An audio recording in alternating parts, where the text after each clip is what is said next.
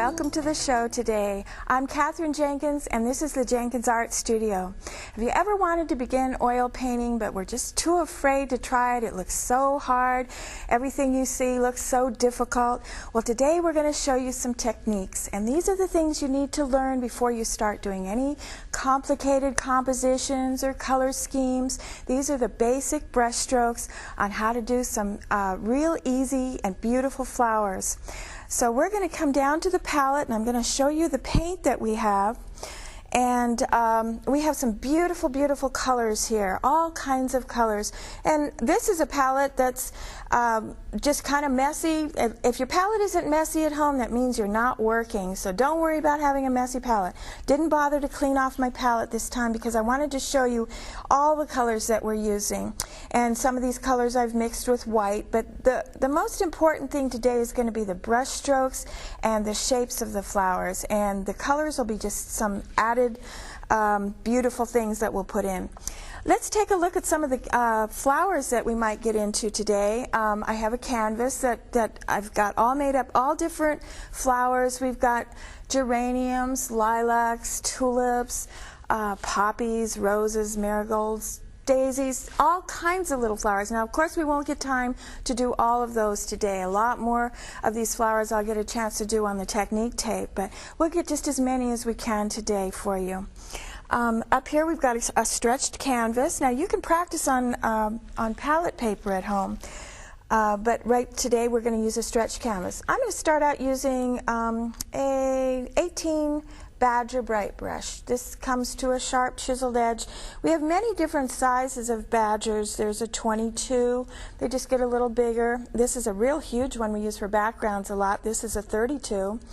And then we have some filbert brushes. These are rounded hairs, kind of shaped like a filbert, and they're called filberts for that reason. And they have little rounded hairs. There's a number 8 and a number 12, little different sizes.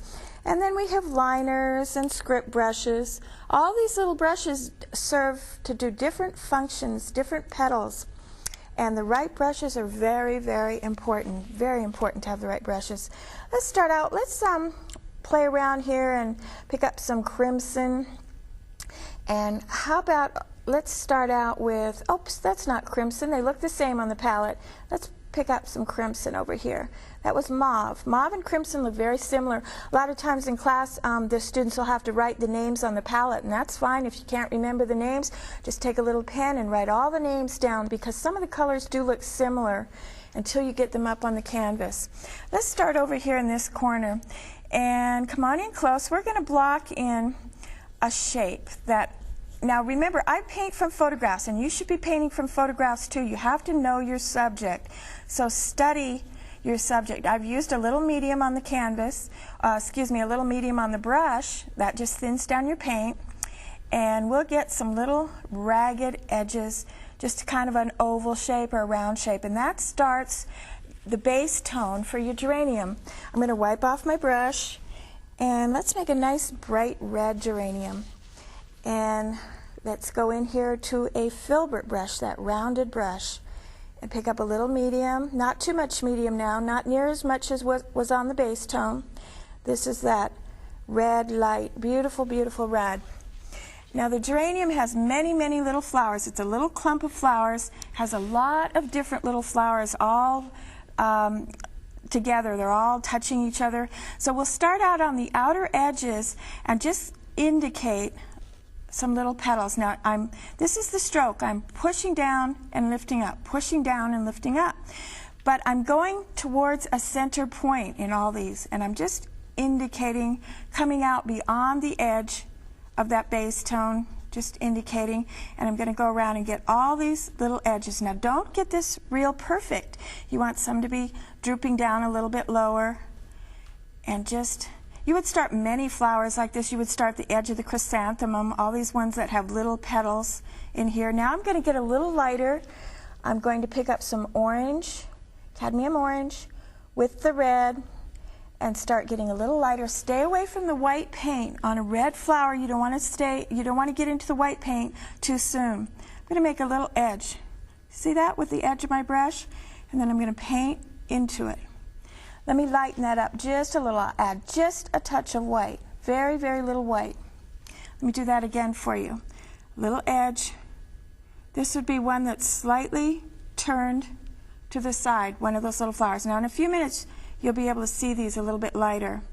I'll get them a little lighter. I'll add maybe a little yellow to that and a little white to that red color. When you're at home painting, you'd be able to see these a lot better, and you don't need to add much white, remember, until the very end. This is the middle tone. I'm just plunking around, filling that bouquet in.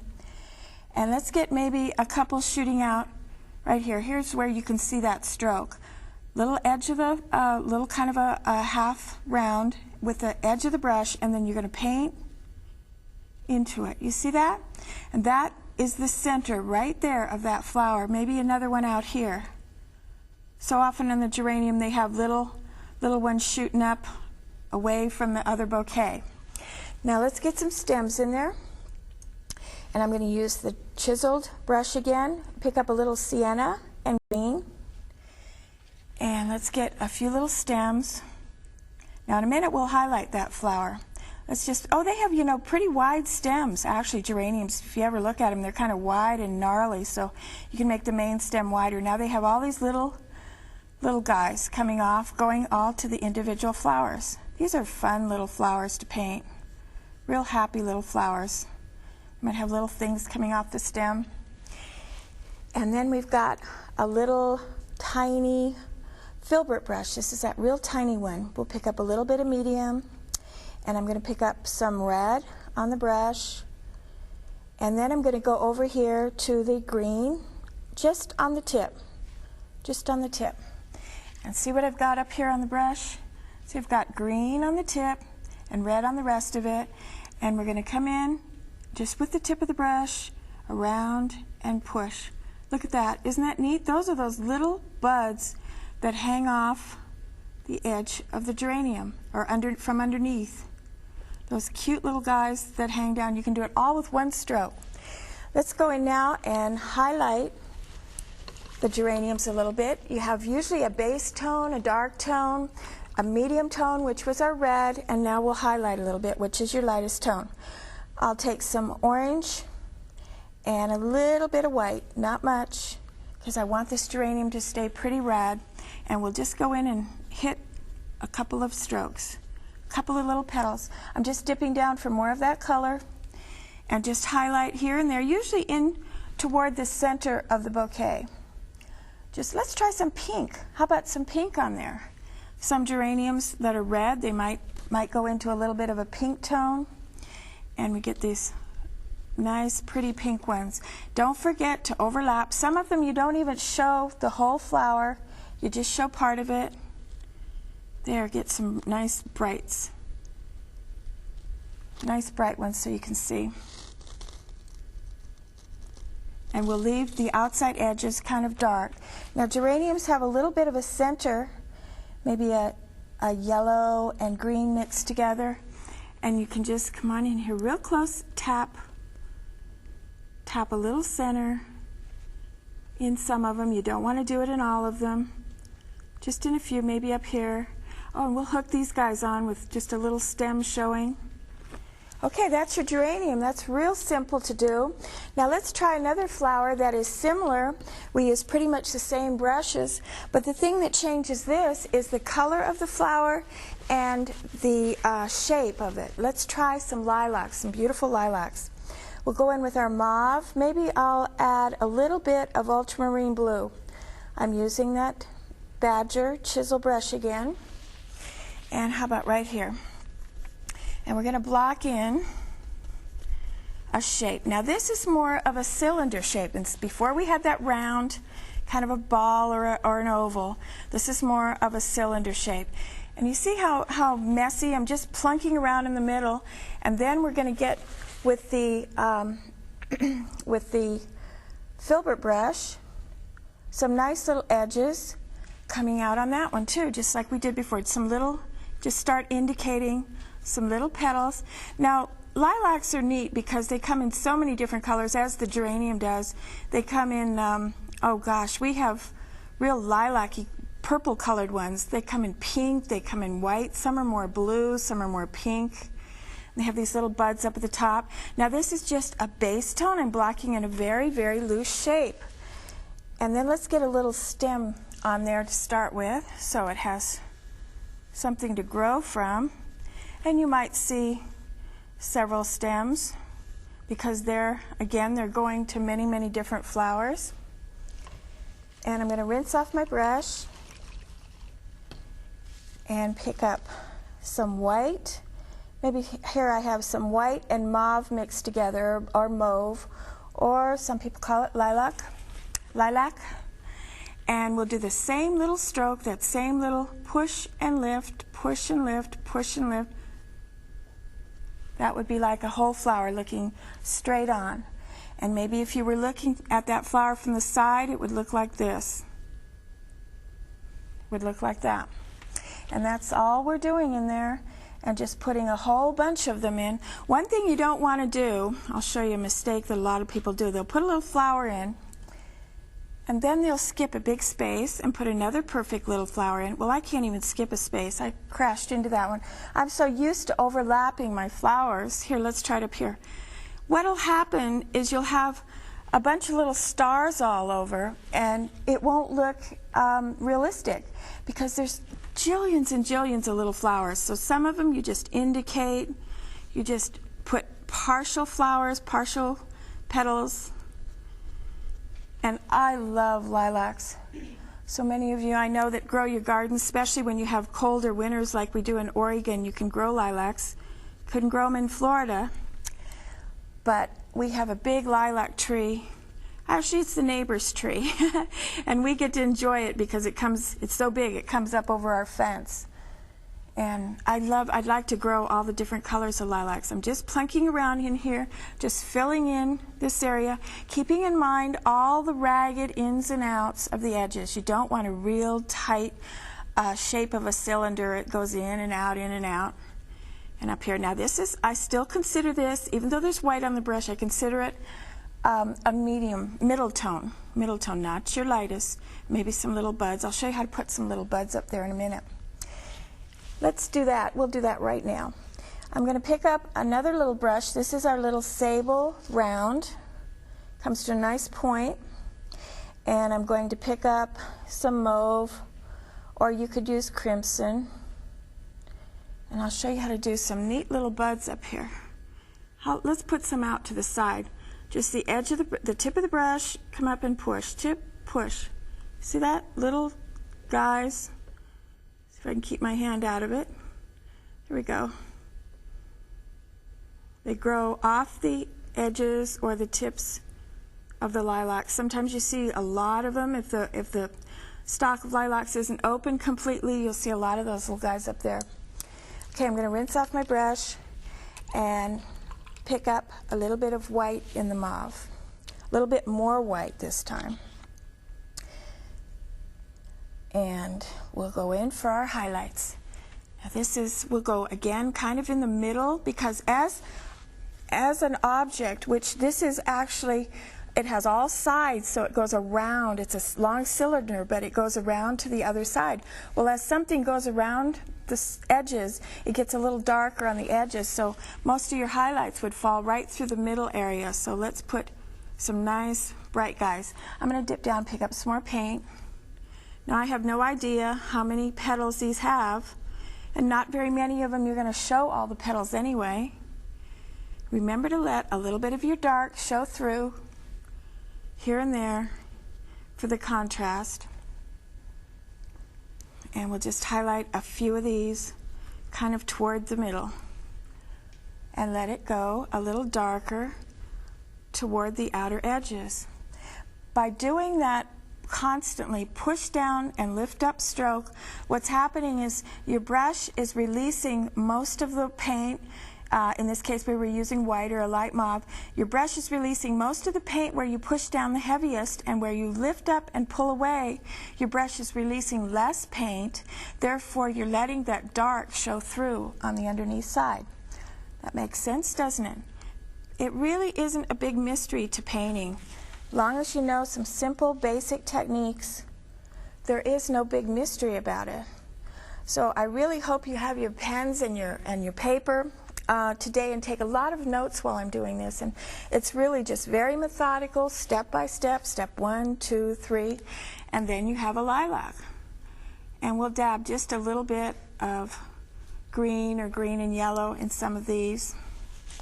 And if you wanted to, you could put in a few little leaves. I did another technique show that was all on leaves, and we got into a lot of different kinds of foliage. And so I hope you don't miss that one. We just use maybe this brush and just wiggle and wiggle up the other side. They kind of have a neat little rounded leaf, a little heart-shaped leaf. Comes to a point and down the other side. But we won't really get into too many leaves today because you'll have to see that on the leaf show. And don't forget to check out the technique tape because that's going to have a lot more things on it. Okay, let's try. Let's see, how about something we haven't done for a long, long time? How about doing a carnation, a beautiful little pink carnation? That's kind of a mystery to everybody. That one's a little different. You don't see it painted too often. How about way down here? And I've got the filbert brush again, that rounded brush, and we're going to block in a little shape. Now this is a totally different shape. It starts out kind of rounded, but it's going to have more of a flat bottom. We're going to bring the petals down. You're looking at this from the side. This is going to be a side view. Ragged edges. See, sometimes I can get a very narrow stroke by using the edge of this filbert brush. Other times I can get a fatter stroke. Narrow and fatter by using the flat of the brush. So that makes a difference. I'm constantly rolling the brush in my fingers to get the different strokes, the flat of the brush or the side of the brush. My brush never stays in one place. It's rolling. A lot of times on TV you can't really see that. Now we're going to bring some petals way down here. Now let's put a stem in here first so it makes sense to you. Well, I think I'll stay with this brush. This is the excuse me, this is the filbert. And we're going to come up using the edge or the tip of the brush. Watch this closely. Come up, and we're going to twist to the flat side. And that puts that fat little end or calyx. I'm going to highlight a little bit. That was come up on the edge and flat, and tuck it right underneath the flower. And I'm going to rinse off the brush with Chirp. And I'll show you how to do this. It's so simple. We'll take some rose, some beautiful rose with a little bit of white in it. And we're going to start. The carnation has a lot of little kind of half circle petals like this in layers, like that. And we're going to brush or paint them in this fashion. But of course we'll have our darks underneath. But that's the idea. That's what I'm doing on here. I'm going to dip down and pick up some more light color. It's painting them in little layers. See that? Let's start way up here again. Let's go back up here. And allowing that dark to show underneath is what's going to separate those layers. Pick up some more white and just plunk around. They kind of crash into each other and overlap some places. This is a flower you don't see painted much because people just are afraid of this one. They don't know how to, it's a mystery. Maybe some of them have little points coming out as they drop down. Now remember, this is the side view of the carnation. I've never painted a straight-on front view in a bouquet. I imagine that would be okay, but I don't know. I think it's much more interesting to turn some of the flowers to the side. Just as it is a portrait. When you do portraits, it's much more interesting to turn it to the side a little bit. And these droop down a little bit. And out here we can get some real ragged, they look like they're cut with pinking shears sometimes by using the point of that brush.